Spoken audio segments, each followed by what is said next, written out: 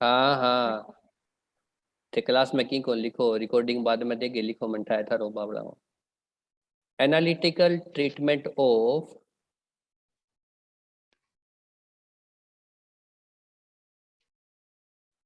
Open tube. Okay,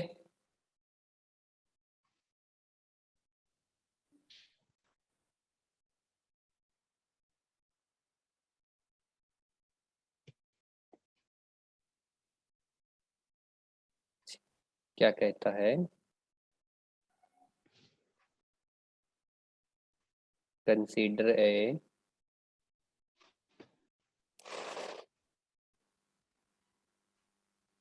cylindrical pipe.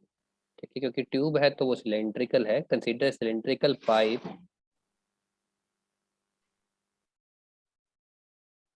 Of length L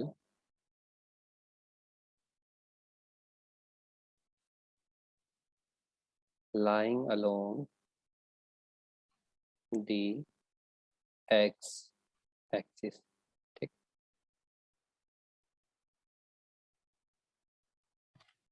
with its open ends at x is equal to 0 and x is equal to L।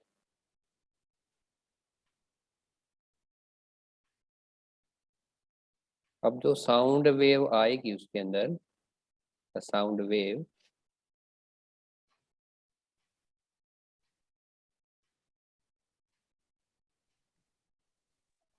traveling along the pipe may be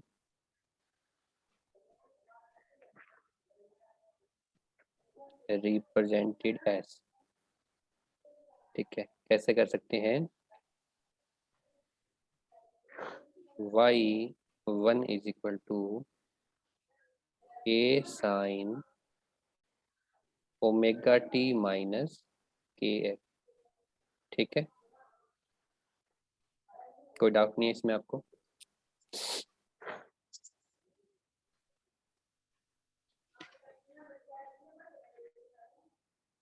उसके बाद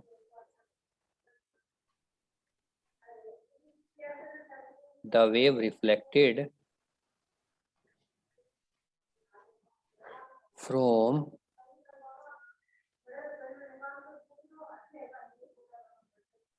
right open end may be represented as y2 is equal to a sin omega t plus के x. Equation number 2।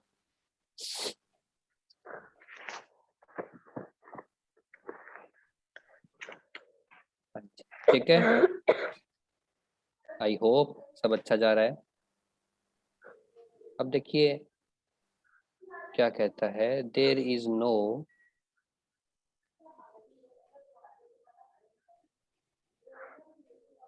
Phase reversal on reflection from open end. अब क्यों नहीं है उसमें phase का change, क्यों नहीं हो रहा? तो क्या कहता है, बिकॉज इट इज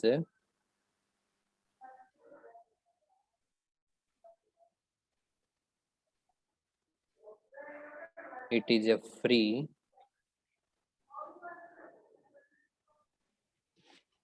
बाउंड्री। ठीक है जी,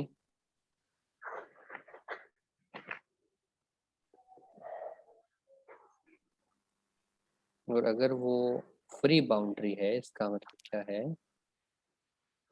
सो द साइन ऑफ ए है, यानी कि एम्पलीट्यूड या displacement in the reflected wave is same as that in incident wave। ठीक है, वो क्या कह रहा है कि जो एम्पलीट्यूड का रिफ्लेक्शन है, यानी कि जो वेव टकरा के वापस रिफ्लेक्ट होके आ रही है, उसके अंदर फेज में चेंज नहीं आएगा। क्यों नहीं आएगा? क्योंकि वो क्या है, फ्री बाउंड्री, यानी कि लूजली है, वो दोनों तरफ से ओपन हैंड है, आते जाओ जाते जाओ। ठीक है, उसमें कुछ मीन पोजीशन जैसा तो अपने को दिख ही नहीं रहा। तो इसलिए क्या कह रहा है कि जो साइन होगा एम्पलीट्यूड का वो सेम रहेगा जैसा कि वो इंसिडेंट वेव में रहा था। तो अब क्या लिखोगे?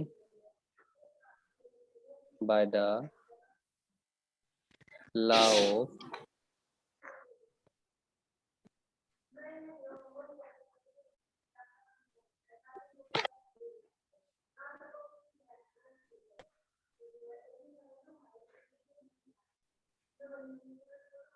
सुपरपोजिशन। भैया ये किन के यहाँ बात हो रही है इतनी सारी?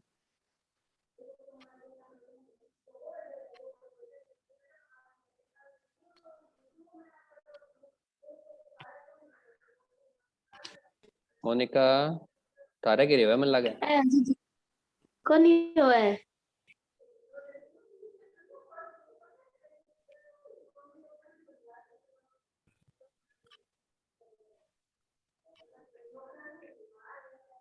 भैया किंग गिरे तो है।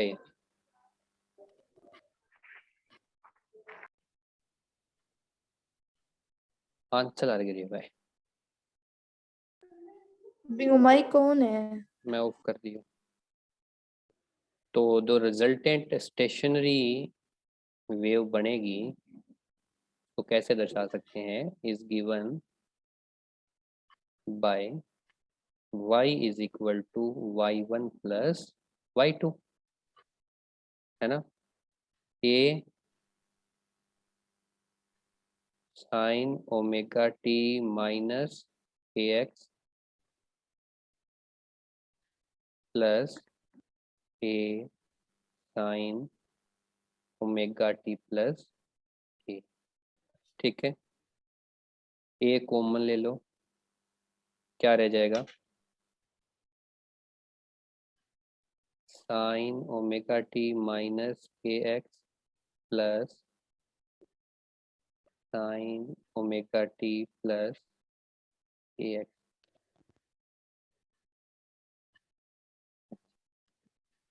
Sign a minus B plus sine a plus B किसके बराबर होता है?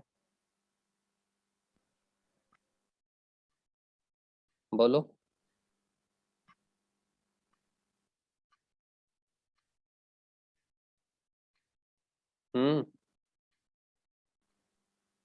Sign a minus B plus sine a plus B किसके बराबर होता है? Sine A plus sine A cos B. बिल्कुल, two sine a cos b। Cos B. Two sine omega t cos kx।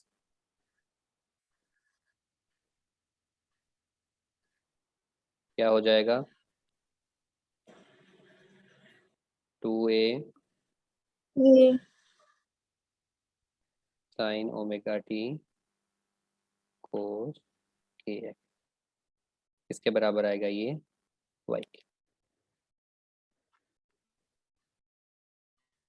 ठीक है, 2a कांस्टेंट है, कोस kx भी constant है। क्यों कांस्टेंट है? क्योंकि k और x जो है वो चेंज नहीं होंगे, ओमेगा जो है वो चेंज होगा,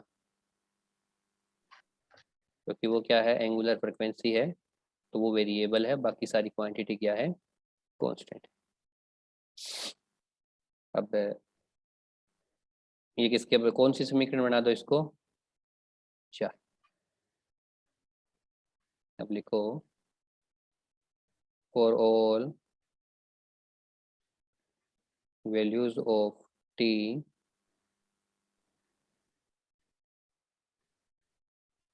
the resultant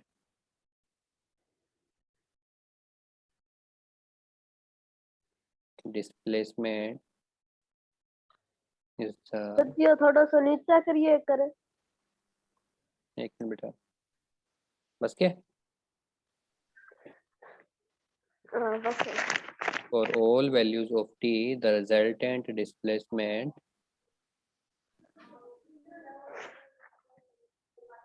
is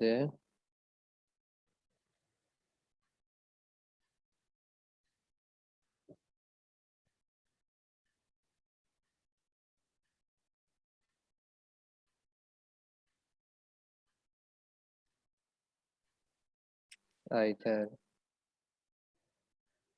positive or negative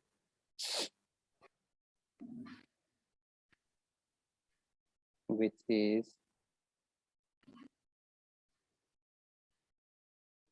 maximum। ठीक है,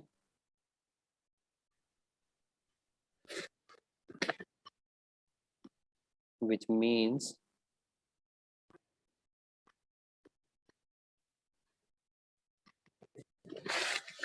antinodes are formed at the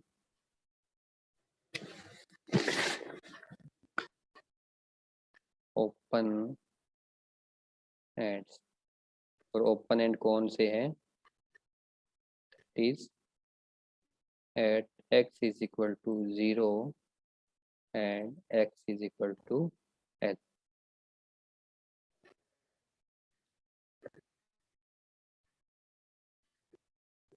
ठीक है, समझ में आया आपको बात कि जो t की कोई भी वैल्यू होगी उसके लिए जो रिजल्टेंट डिस्प्लेसमेंट है वो क्या होगी, या तो पॉजिटिव होगी या नेगेटिव होगी, और मैक्सिमम वैल्यू होगी, क्योंकि बाकी सारा तो चेंज होगा नहीं, सिर्फ साइन ओमेगा टी चेंज होगा। और हमें पता है साइन कहाँ जाता है, +1 से -1, ऐसा ही होता है। ठीक है, या तो वो पॉजिटिव में मैक्सिमम जाएगा या वो नेगेटिव में मैक्सिमम जाएगा। इसका मतलब है कि क्या बनेंगे, एंटी नोड्स बनेंगे। और एंटी नोड्स कहाँ बनेंगे, जब x 0 होगा और x l होगा। अगर साइन 0 है तो 0, और अगर साइन l चला गया तो वो उसकी आगे वाला जो मैक्सिमम वैल्यू है वेव की वो एम्पलीट्यूड आ जाएगा, तो साइन क्या आ जाएगा, +1 आ जाएगा। ठीक है, और हमने कहा था वो रिवर्सल तो होता नहीं, इसका मतलब वैल्यू नेगेटिव में जाएगी नहीं, कांस्टेंट रहेगी। तो अगर उसको -90 में लेके जाएंगे तो फिर से वो क्या हो जाएगा, -1 की तरफ चला जाएगा। और ये जो कंडीशन है ये कब सेटिस्फाई होगी, दिस कंडीशन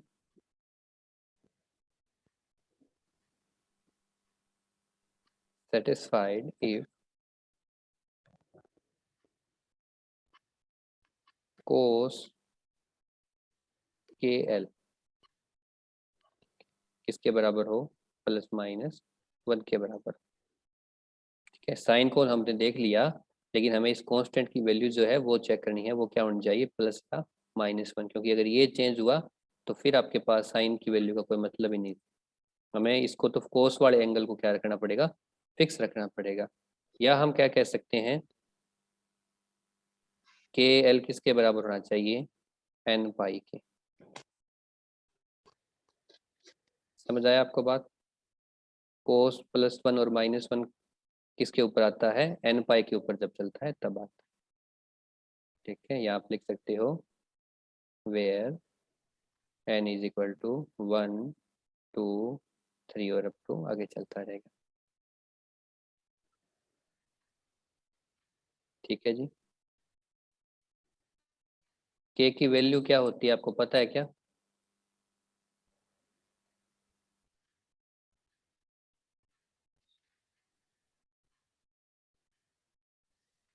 हाँ जी, ओमेगा किसके बराबर होता है, 2 पाई/t के, और k किसके बराबर होता है, 2 पाई/लैम्डा के। We know that k is equal to 2 पाई/लैम्डा, विच implies 2 पाई/लैम्डा इज इक्वल टू किसके बराबर आ गया, n पाई के। कुछ कट रहा है क्या? वही पाई कैंसिल। हाँ जी, पाई से पाई कैंसिल। लैम्डा किसके बराबर आ जाएगा? 2L/n। ये आ गई अपनी तो सर ये wavelength.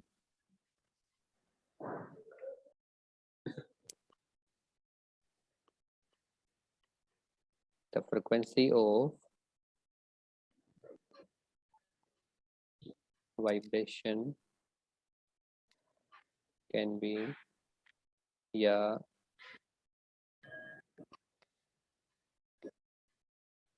will be given by frequency किसके बराबर होती है? Nu is equal to C by lambda होती है ना। Nu is equal to C कब होता है? जब फोटोन की स्पीड हो। अगर फोटोन नहीं है तो फिर उसको क्या करोगे? V by lambda. जब आपने डी ब्रोगली वेवलेंथ निकाली थी तो आपने रिप्लेस किया था कि अगर वो फोटोन नहीं है, कोई पार्टिकल है, तो हम उसकी वेलोसिटी को लाइट ऑफ स्पीड नहीं लेंगे, हम उसकी वेलोसिटी वी से रिप्रेजेंट करेंगे। ठीक है, तो किसके बराबर आ गया फ्रिक्वेंसी? वी का वी पड़ा रहने दो, लेमडा की जगह क्या रख दो? 2L/n, यानी कि ये आ गया NV/2L।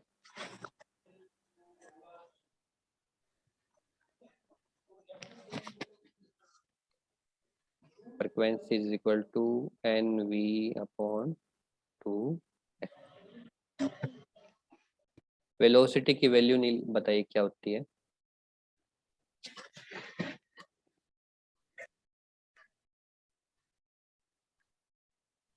हाँ जी,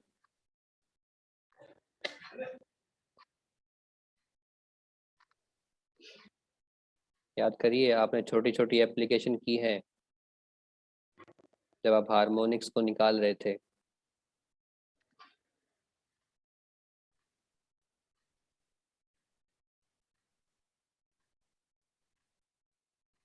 नहीं निकाले थे क्या आपने?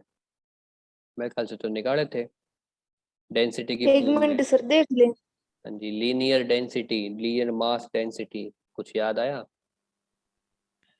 ये सर, कौन सी वाली की बतानी है? फर्स्ट की बतानी है? गामा और रो वाली बता दे मुझे तो। सर मेरे पास तो यही है, 1/2L/L/P/m।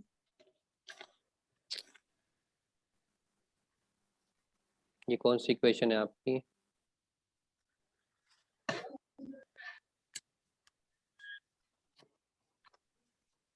चार होगी थी।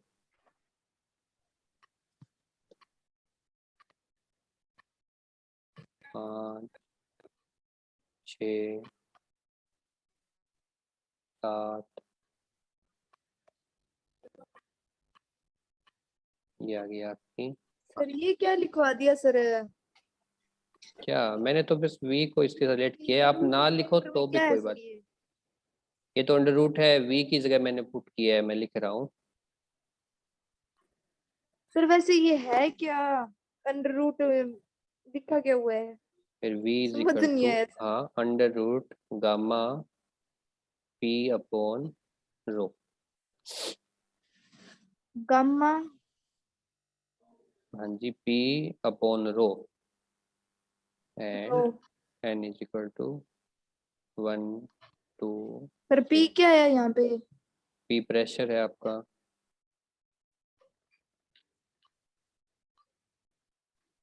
क्योंकि जितना ज़्यादा प्रेशर होगा वो वेव उस हिसाब से बिहेव करेगी ना। इसको आपको ज़्यादा डीपली नहीं करना, क्योंकि ये सिर्फ सिंपल डेरिवेशन है इसकी। जरूरी वी नहीं है, जरूरी है यहाँ तक निकालना। ठीक है, अगर आप ये ना निकालो तो भी कोई काम बात नहीं, काम चल जाएगा आपका। ठीक है, समझ आई आपको बात? अगर इक्वेशन 8 ना निकालो, अगर आपको नहीं समझ आ रहा है आगे, तो मत निकालो, 7 तक निकाल के खत्म करो कहानी। तो आप क्या लिखोगे? इसके बाद फिर सीधा लिख दो 7वें के बाद। ये रफ कर दूं सारा?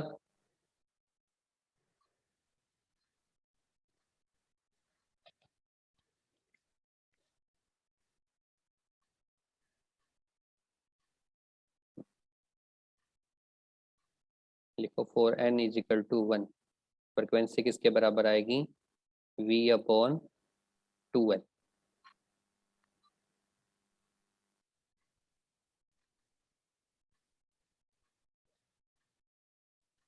और अगर 1 है तो इसको फ्रिक्वेंसी 1 दे देते हैं, ठीक है। उसके बाद लिखो which is the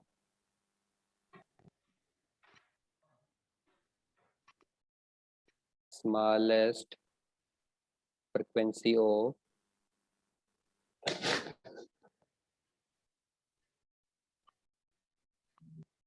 stationary waves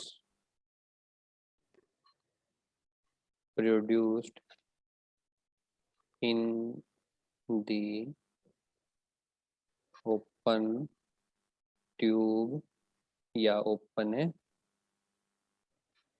pipe, ठीक है। New one is also called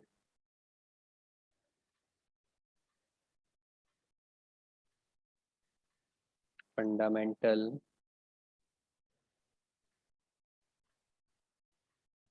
frequency for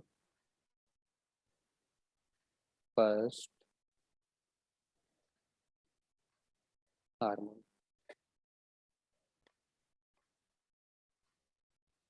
ठीक है जी।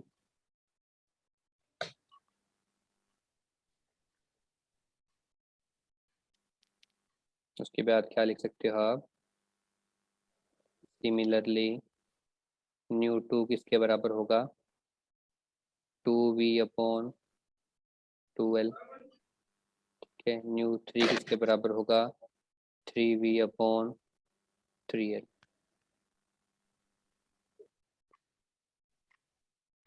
ठीक है जी। और देखिए v अपॉन 2l, इक्वेशन 8 से देखिए v अपॉन 2l किसके बराबर होता है, न्यू वन के ना। तो इसको हम क्या लिख सकते हैं, nu two is also equal to 2 nu one, और ये किसके बराबर आ जाएगा, 3 न्यू। सर ये 3v अपॉन सर आपने 3l लिख रखा है या फिर 2 है या? ओ जी यहाँ पे 2 आएगा, सॉरी। हाँ जी, मीटिंग एंड होगी तो आप रीजॉइन कर लेना, ठीक है। Okay sir.